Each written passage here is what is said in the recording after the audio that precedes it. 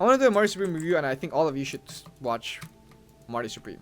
Okay, so Marty Supreme follows Marty Mauser, who is a Jewish guy in his 20s in 1950s New York. And this is like 7 years since the Holocaust, so it's not even been 10 years, right? And he wants to be a ping pong player. Like, he wants to be, not even, no, he's a ping pong player who wants to be the greatest ping pong player of all time. So it sounds kind of like anime, kind of sounds like, like Naruto, I want to be the Hokage or whatever. Here's a twist. He is an asshole. He is a giant dickhead who, like, truly believes he's the greatest, like, already, and only needs to win the world championship to prove it. Not only that, he will use anybody and everybody in his path, and until like they have nothing to give. That's Marty. Marty Mauser is a narcissistic prick who will use you in every single way to achieve his dream.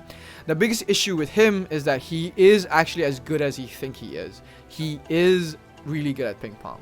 He is really good, and he is very charming, so he can actually convince people to do his bidding. It's directed by Josh Safdie, who is, one of the Safdie brothers. They split up recently, and now both the Safdie brothers are doing their own things.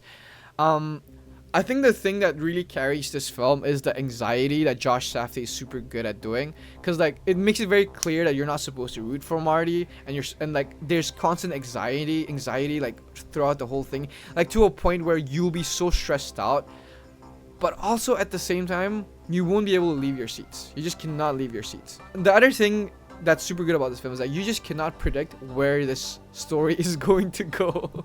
Like, I cannot tell you how insane this story is. Like, it just goes to places that you just cannot, like, right now you guys can like guess plot points, and like you will all be wrong. It just goes in random directions, but it all kind of makes sense. The thing about ping pong is, in this film, is like most of this film isn't really about ping pong. But whenever ping pong happens, they even if you don't care about ping pong, which I don't, right? They make you care about it. Because like it's the same thing with Challengers. So if you watch Challengers, in Challengers, tennis, it's a film about sex, but there's no sex scenes in it. So what is sex? Tennis. So that tennis represents sex in Challengers, right? So in ping pong, here in Marty Supreme, ping pong actually represents war, and they do a very good job at that. Like, you end up even if you don't care about like if you don't care about like ping pong at all, you will care about ping pong because it turns it into like a Holocaust story about World War II in a very convincing way. Like, it just convinced you that this ping pong is war. Like, Marty is a Jewish kid, and like his main opponent is a Japanese guy who sided with the Nazis. So like this ping pong match is more than just like a normal game. It's war, actually. But also for the Japanese man, it means a lot too, because Japan after World War II, was kind of shamed, and which rightfully so. They were shamed, and there was travel ban. So he's trying to represent his country and finally, remove the stigma of like stigmas of Japan. So all of it means so much. The other thing that carries this film is the performances. There were so many people who were hating on Timothée Chalamet for like talking shit and saying that he cares about his craft. I don't understand why people hated it, because it's like, dude, that's ambition, man. It's ambition. He has ambitions. I think it's a good thing that he has that attitude. When you watch this film, you'll see like he's exactly who he thinks he is. His performance in this, fucking amazing. Gwyneth Paltrow, I hate her. I hate Gwyneth Paltrow so much. She's amazing. Tyler, the Creator, this is his first performance ever. He's so good. He plays like Marty's best friend, and they go around scamming people a lot of the time. And like he goes through a lot of intense stuff as well. And like, this is not an easy debut. I'm gonna say that. It's not an easy debut. Tyler, the Creator's in this. Yeah, he is. Look at that. That's Tyler, the Creator. He's literally there. He's actually really good. But I also think it's thanks to Josh Safdie. I think Josh Safdie directs. He's a chaotic director, right? He's a very chaotic director. He's always been a chaotic director. And I think Tyler, the Creator, is a chaotic person. So I think both of them end up meshing really well, and that's why the performance ends up really coming out really good. The guy from the worst performance in this movie is from him. That's the guy from Shark Tank. He's the Canadian investor. I forgot his name. Kevin Larry or something like that. He's the worst performer in this film, and even he is good. I'm not gonna lie, but to be fair, he's kind of playing himself. Like in Shark Tank, like, you know, he's just a billionaire who's investing and stuff like that. So he's pretty good too. But he's like the worst performer here. It has similar DNA to Uncut Gems. And the sad thing about watching this is like you kind of understand who was the better director between the Safdie brothers when you watch this. Because the Safdie brothers, as I said, they split up. And Benny Safdie, he made The Smashing Machine this year, which was so mid. And then Josh Safdie made this, which is like people are saying is the greatest film of the year for some people. Not for me, but it's up there. But it's one of the greatest films of the year. And you kind of instantly realize, oh, okay, like between the two brothers, there's clearly a better one. I mean, it's their first solo films for sure, so I'm not gonna judge too harshly. But right now, Josh is kind of killing it.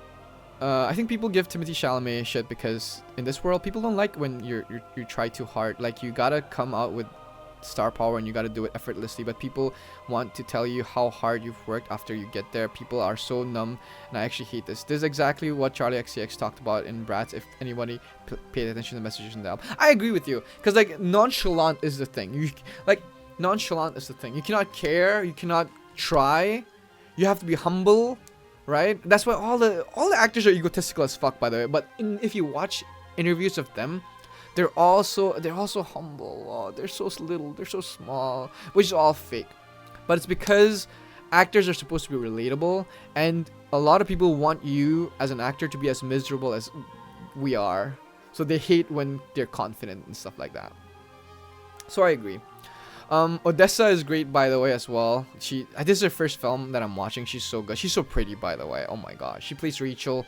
The thing about this film is that, to me, it hits a very personal note as someone who dreams big as well. I'm dreaming big, right? I want to be a filmmaker. I dream big. But there's also like commentary of dreaming too big, where like you're dreaming at the expense of other people.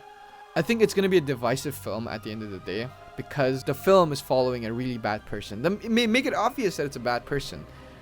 But like when a bad person is the main character, you're kind of confused because like, are you supposed to root for him?